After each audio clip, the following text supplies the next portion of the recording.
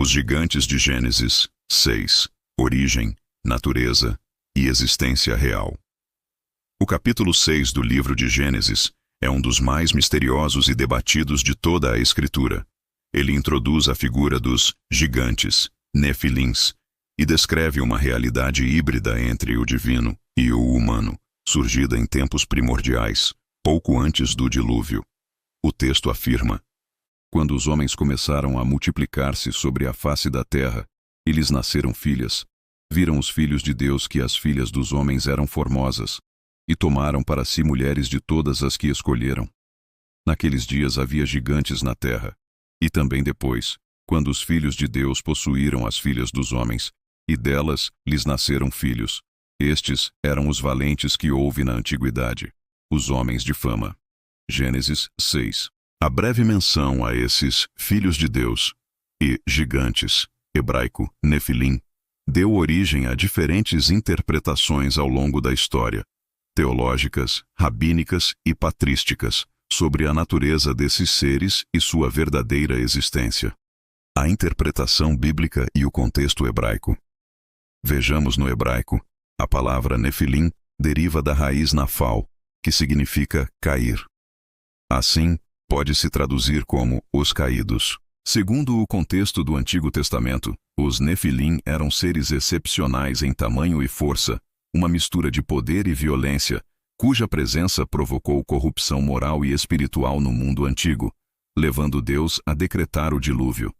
O livro de Números 13:33 menciona novamente os nefilim quando os espiões israelitas descrevem os descendentes de Enaque. Ali vimos os gigantes, filhos de Enaque, descendentes dos nefilins. E éramos aos nossos olhos como gafanhotos, e assim também éramos aos olhos deles. Essa menção posterior sugere que, de alguma forma, a linhagem dos gigantes sobreviveu após o dilúvio, o que alimentou debates teológicos sobre uma segunda geração de seres gigantes ou a persistência simbólica de sua herança. O livro de Enoque e a tradição judaica antiga. O livro de Enoque, uma obra judaica apócrifa amplamente lida nos séculos anteriores a Cristo, desenvolve de modo extenso o episódio de Gênesis 6. Segundo Enoque, filhos de Deus eram anjos vigilantes, os Grígori, que desceram à terra, atraídos pela beleza das mulheres humanas. Esses anjos, liderados por Senjazá e Azazel, tomaram esposas humanas e geraram uma raça híbrida de gigantes, chamada de Nefilim, ou Anakim, com estatura e força sobre-humanas. O texto diz: eles engravidaram e geraram grandes gigantes, cuja altura era de 300 côvados. Estes devoravam tudo o que os homens produziam, e, quando os homens já não podiam sustentá-los, os gigantes voltaram-se contra eles e devoraram a humanidade. Enoque 7. A tradição judaica via esses seres como uma corrupção da criação divina, uma mistura proibida entre o celestial e o terreno. Segundo o Targum de Onkelos e o Midrash Rabbah, os nefilim simbolizam a rebelião contra a ordem de Deus e o pecado que provocou o dilúvio. Os pais da Igreja e os teólogos antigos. Entre os pais da Igreja, encontramos interpretações divergentes, mas igualmente fascinantes. Justino Mártir, em seu diálogo com Trifão, aceita a leitura literal do livro de Enoque e afirma que os anjos caídos realmente se uniram a mulheres humanas, gerando gigantes e disseminando a maldade na terra. Irineu de Leão, em Contra as Heresias, também confirma essa tradição, relacionando os nefilins com os demônios que corromperam a humanidade. Tertuliano defende o livro de Enoque como inspirado, alegando que foi rejeitado pelos judeus por expor a origem demoníaca de certas práticas pagãs. Orígenes, embora alegorize parte do texto, admite a possibilidade de uma mistura espiritual entre os anjos rebeldes e os humanos. Já Agostinho de Hipona, em A Cidade de Deus, nega a literalidade do casamento entre anjos e mulheres. Para ele, filhos de Deus refere-se aos descendentes piedosos de Sete, enquanto filhas dos homens seriam da linhagem de Caim. Os gigantes, portanto, seriam apenas homens poderosos e corruptos, não seres híbridos. Apesar dessa diferença, a maior parte dos teólogos antigos pré-agostinianos seguiu a tradição literal. Gigantes existiram realmente e eram fruto da união entre anjos caídos e mulheres. O testemunho dos historiadores antigos. O historiador Flávio Joséfo, em Antiguidades Judaicas, relata: por sua presunção e confiança em sua força, os filhos desses anjos tornaram-se injustos e desprezaram tudo o que era bom. Por causa deles, Deus decretou o dilúvio. Joséfo confirma a narrativa de Gênesis e a tradição enóquica, descrevendo os nefilins como seres fisicamente gigantescos, cuja existência ainda era lembrada em sua época. De fato, há ainda restos de seus corpos que mostram o quanto eram maiores do que os homens comuns. Autores gregos e romanos também relataram povos de estatura extraordinária. Heródoto fala de ossos de gigantes encontrados na Líbia. Pausânias menciona túmulos gigantescos na Arcádia. E Plínio, o Velho, em História Natural, cita descobertas de esqueletos enormes em Creta e na Sicília. Esses relatos, embora muitas vezes misturados a lendas, indicam uma memória universal da existência de seres de proporções sobre-humanas. A realidade física dos gigantes.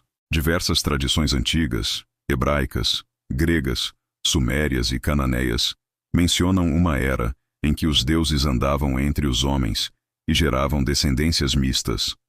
A Bíblia chama esses descendentes de nefilins ou refaíns.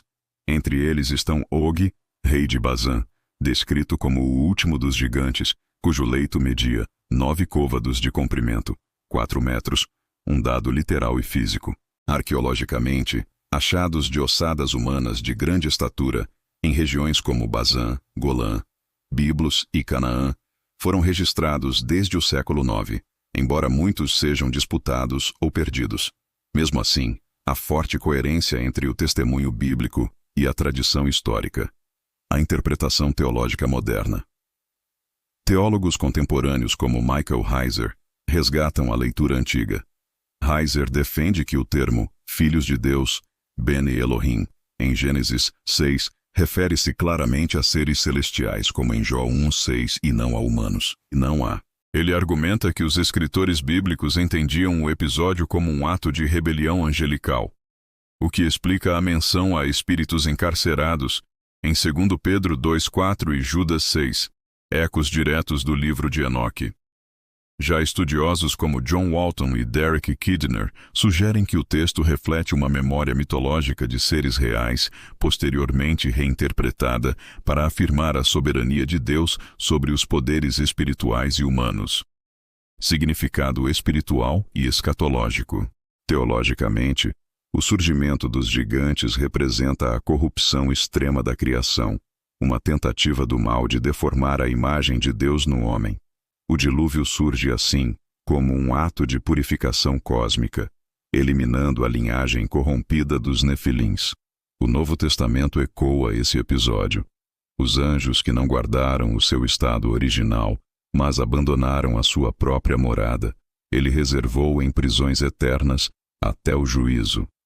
Judas 6. Pedro também afirma que esses anjos estão presos no Tártaro, segundo Pedro 2:4. Indicando uma continuidade entre o relato de Gênesis, o livro de Enoque e a teologia apostólica. Conclusão. A tradição bíblica e extrabíblica converge para a ideia de que os gigantes realmente existiram, seres de natureza híbrida, resultado da transgressão dos anjos caídos. Sua aparição marca o auge da depravação humana e espiritual antes do dilúvio. Para os pais da Igreja e para a tradição judaica, eles não são apenas figuras mitológicas, mas testemunhos do conflito entre o divino e o profano. A presença dos nefilins é, portanto, um símbolo histórico e teológico da rebelião contra Deus e da tentativa de corromper a humanidade. Assim, Gênesis 6 não é apenas uma curiosidade antiga, mas um marco espiritual que nos recorda que toda vez que o homem ultrapassa os limites da criação divina, algo monstruoso, física ou espiritualmente, surge no mundo.